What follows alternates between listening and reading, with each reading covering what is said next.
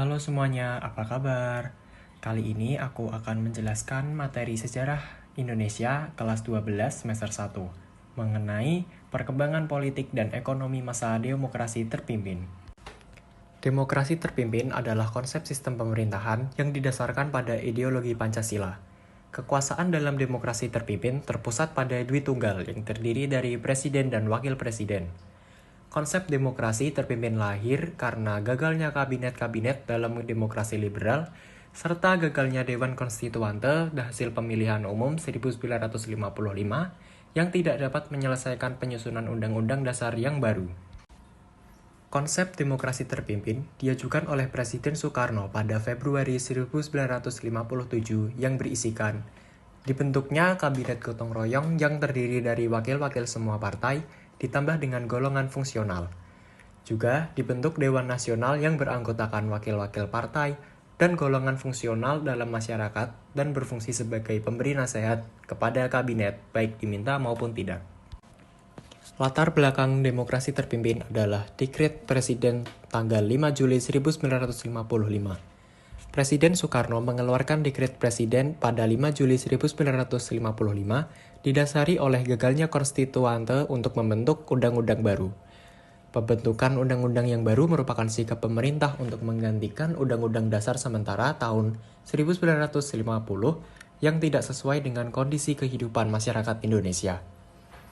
Hal tersebut kemudian membuat Soekarno untuk mengeluarkan dekret pada tanggal 5 Juli 1955 yang berisikan 1. Pembubaran konstituante 2. Berlakunya kembali Undang-Undang Dasar 1945 yang ketiga, tidak berlakunya Undang-Undang Dasar sementara tahun 1950 yang keempat, pembentukan MPRS dan DPAS. Dekret tersebut didukung oleh masyarakat, TNI, PNI, PKI, serta dibenarkan dan diperkuat Mahkamah Agung.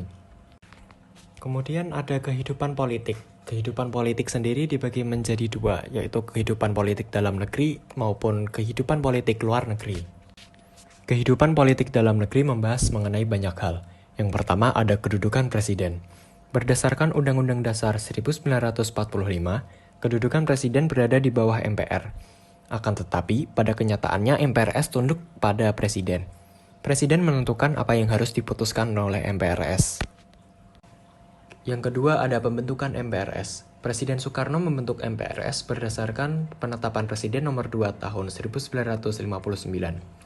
Tindakan tersebut bertentangan dengan Undang-Undang Dasar 1945 karena dalam Undang-Undang Dasar 1945 telah ditetapkan bahwa pengangkatan anggota MPR sebagai lembaga tertinggi negara harus melalui pemilihan umum, sehingga partai-partai yang terpilih oleh rakyat memiliki anggota-anggotanya yang duduk di MPR. Yang ketiga ada Manifesto Politik Republik Indonesia, atau dikenal sebagai Pidato Presiden tanggal 17 Agustus 1959 yang berjudul Penemuan Kembali Revolusi Kita. Manifesto Politik Republik Indonesia itu dijadikan garis-garis besar haluan negara. Inti manifesto politik itu adalah USDEK, yang terdiri dari Undang-Undang Dasar 1945, Sosialisme Indonesia, Demokrasi Terpimpin, Ekonomi Terpimpin, dan Kepribadian Indonesia. Yang keempat ada pembubaran DPR hasil pemilu pertama tahun 1955. DPR tersebut menolak RAPBN yang diajukan oleh Presiden. Akibatnya, DPR hasil pemilu tersebut dibubarkan dan diganti dengan pembentukan DPR GR atau Dewan Perwakilan Rakyat Gotong Royong. Hal tersebut bertentangan dengan Undang-Undang Dasar 1945 yang menyebutkan bahwa Presiden tidak dapat membubarkan DPR. Kelima, pembentukan DPR GR. DPR GR beranggotakan tokoh-tokoh dari partai besar seperti PNI, NU, dan PKI. Dalam pidato Presiden Soekarno pada upacara pelantikan DPR GR pada tanggal 25 Juni 1960, disebutkan, tugas DPR GR adalah melaksanakan manifesto politik, merealisasikan amanat penderitaan rakyat, dan melaksanakan demokrasi terpimpin. Kemudian ada pembentukan Dewan Pertimbangan Agung Sementara atau disingkat DPAS. DPAS dibentuk berdasarkan penetapan Presiden nomor 3 pada tahun 1959 yang diketuai oleh Presiden. DPAS bertugas memberi jawaban atas pertanyaan presiden dan mengajukan usul kepada pemerintah. Anggota DPAS terdiri dari 12 orang wakil partai politik, 8 orang utusan daerah, dan 24 orang wakil golongan. Pelantikannya dilaksanakan di Istana Negara pada tanggal 15 Agustus 1959. Selanjutnya ada pembentukan Front Nasional. Front Nasional dibentuk berdasarkan penetapan Presiden nomor 13 tahun 1959. Front Nasional adalah organisasi massa yang memperjuangkan cita-cita proklamasi yang terkandung dalam Undang-Undang Dasar 1945. Front Nasional bertujuan menyatukan seluruh potensi nasional agar menjadi kekuatan untuk menyukseskan pembangunan. Selanjutnya, pembentukan Kabinet Kerja. Kabinet Kerja dibentuk pada tanggal 9 Juli 1959. Kabinet ini terdapat program, yaitu program Tri Program, yang berisi 1. Mencakup kebutuhan sandang pangan, 2. Menyelenggarakan keamanan rakyat dan negara, 3. Arah politik luar negeri pada masa demokrasi terpimpin. Kemudian ada penggabungan TNI dan Polri.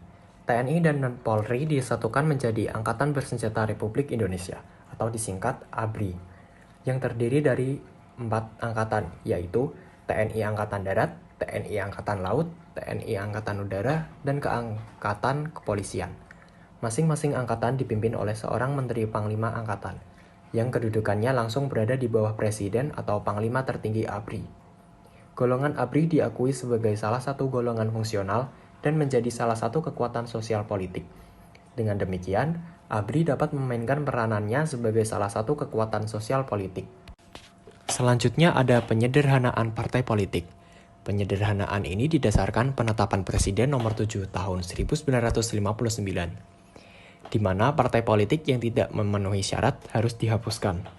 Misalnya, jumlah anggotanya terlalu sedikit.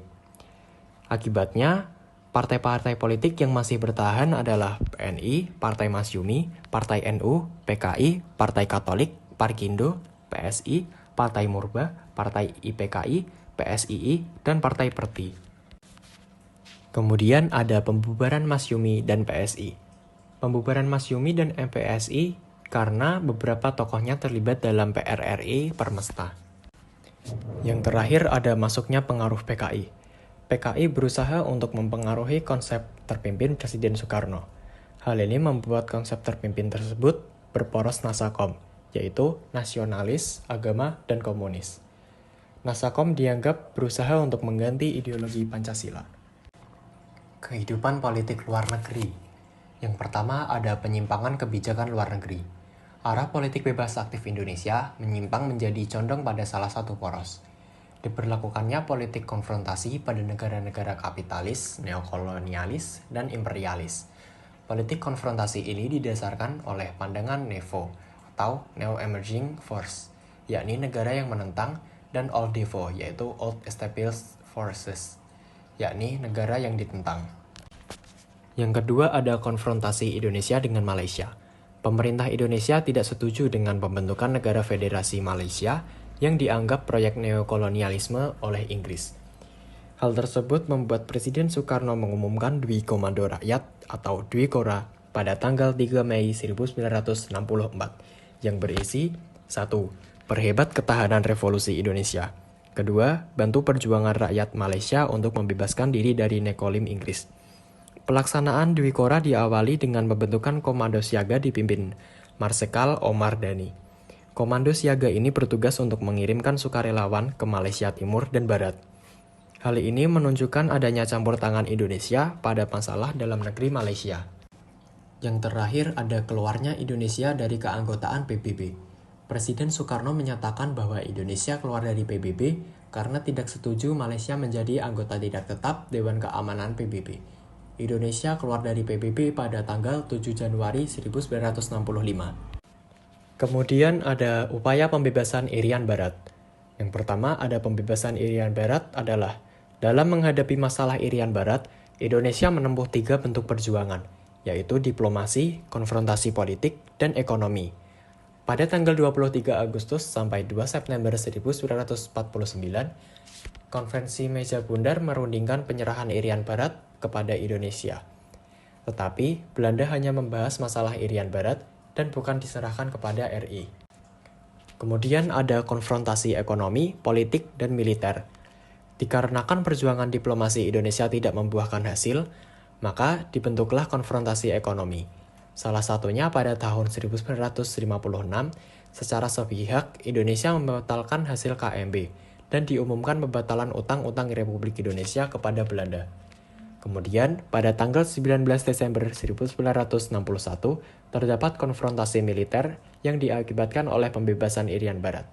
Tetapi ada insiden penyusupan yang mengakibatkan pertempuran di Laut Aru. Akhir dari pembebasan Irian Barat. Perjuangan-perjuangan bangsa Indonesia berhasil memaksa Belanda melepaskan Irian Barat kembali ke Republik Indonesia.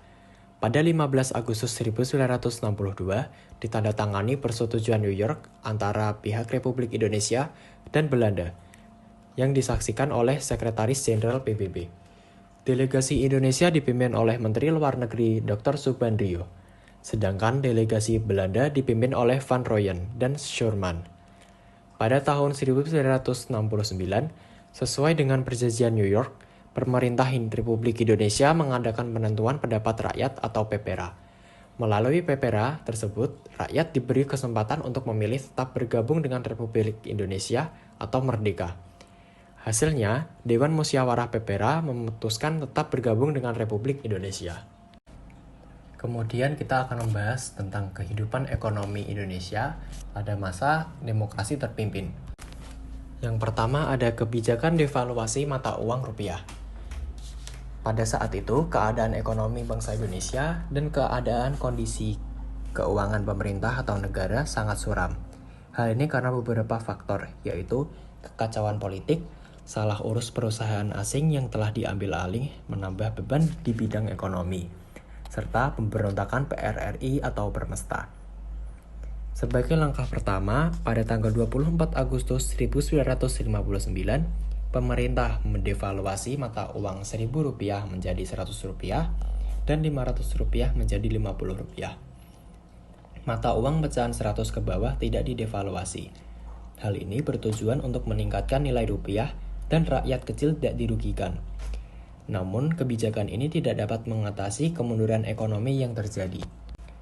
Kemudian ada upaya untuk menekan laju inflasi. Dalam upaya membendung inflasi, dikeluarkan peraturan pemerintah pengganti Undang-Undang Nomor 2 Tahun 1959 untuk mengurangi banyaknya uang yang beredar agar dapat memperbaiki kondisi keuangan dan perekonomian negara. Upaya-upaya pemerintah antara lain likuiditas terhadap semua sektor, menginstruksikan penghematan bagi instansi pemerintah, memperketat pengawasan atas pelaksanaan anggaran belanja, serta ditertibkan pula manajemen dan administrasi perusahaan-perusahaan negara. Namun upaya ini tetap gagal dan tidak mencapai sasaran, karena pemerintah tidak mempunyai kemauan politik untuk menahan diri dari berbagai pengeluarannya. Kemudian ada upaya untuk melaksanakan pembangunan nasional. Dalam sidang umum pertama MPRS tahun 1960, dihasilkan ketetapan MPRS nomor 2 MPRS 1960 tentang garis-garis besar pola pembangunan nasional semesta berencana tahapan pertama. Pada tanggal 1 Januari 1960, di halaman belakang gedung proklamasi dibangun gedung pameran pembangunan nasional semesta atau gedung pola. Hal ini tidak dapat dilaksanakan sebagaimana yang direncanakan, karena kelemahan baik dalam perencanaan maupun dalam pelaksanaan. Dalam penyelenggaraan pembangunan, diperlukan modal dan tenaga ahli, sementara Indonesia tidak memiliki cukup banyak modal dan tenaga ahli, sehingga pembangunan tidak dapat dilaksanakan dengan mulus. Kemudian ada pembentukan Badan Perencanaan Pembangunan Nasional. Depernas dibentuk pada tanggal 15 Agustus 1959 yang dipimpin oleh Muhammad Yamin dengan anggota berjumlah 50 orang. Depernas bertugas menyiapkan rancangan undang-undang pembangunan nasional dan menilai penyelenggaraan pembangunan. Lalu pada tahun 1963, Depernas diubah menjadi Bappenas. Selanjutnya ada Deklarasi Ekonomi atau DEKON. Pada tanggal 28 Maret 1963, dikeluarkan landasan baru, yaitu Deklarasi Ekonomi yang bersifat nasional demokratis, untuk menciptakan ekonomi yang bersifat nasional demokratis, untuk mencapai tahap ekonomi sosialis Indonesia dengan cara terpimpin. Yang terakhir ada kebijakan lain pemerintah. Pada tanggal 17 April 1964, Komando Tertinggi Operasi Ekonomi atau KOTOE bergerak untuk mengatur perekonomian negara, bertujuan untuk meningkatkan sektor perdagangan. Sekian materi perkembangan politik dan ekonomi masa demokrasi terpimpin.